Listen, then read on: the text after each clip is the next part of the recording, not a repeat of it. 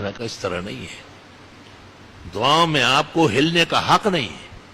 دعا کس سے مانگ رہے؟ احکم الحاکمین، وہ تیرے جیسے تھوڑا ہی ہے، اس جیسے تو کوئی بھی نہیں. لیس کمثلہ شیء. تو دعا بہت توجہ سے مانگا کرے، ہاتھ نہ بالکل کھلے ہوئے ہو نہ بالکل بند ہو. عالمگیری میں لکھا ہے معمولی سا فاصلہ رکھے، نہ بہت اٹھائے نہ بہت بٹھائے، سینے کے سیدھ میں ٹھیک ہے. اور حدیث میں دعا ایسی مانگو جیسے آپ ہتھیلیوں سے کوئی چیز مانگ رہے ہیں. دعا میں ادھر ادھر دیکھنا، اوپر نیچے سر اٹھانا بد نصیبی ہے، دعا سے محرومی. دعا کو اللہم صلی سے شروع کرنا نبی نے منع کیا ہے، خلاف سنت اور دعا مردود ہونے کی علامت ہے.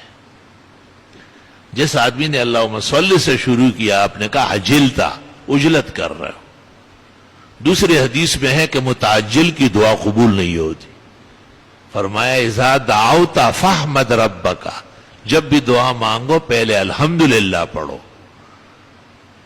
ثم صلی علی نبیک، دوسرے درجے میں پیغمبر پر درود بھیجو. ثم صل تو پھر مانگ ملے گا. آپ اندازہ لگائے، یعنی دعاؤں کے آداب بھی بڑے بڑوں کو یاد نہیں ہے. اللہم صلی علی محمد. بابا یہ کیا ہو رہا ہے؟ یہ آپ کی اپنی کوئی شریعت ہے کیا؟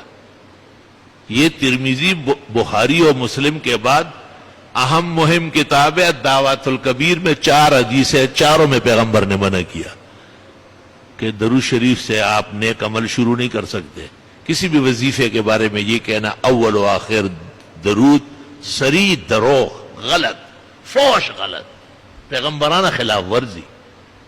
اول الحمدللہ، سبحان اللہ، التحیات للہ، اللہ اکبر.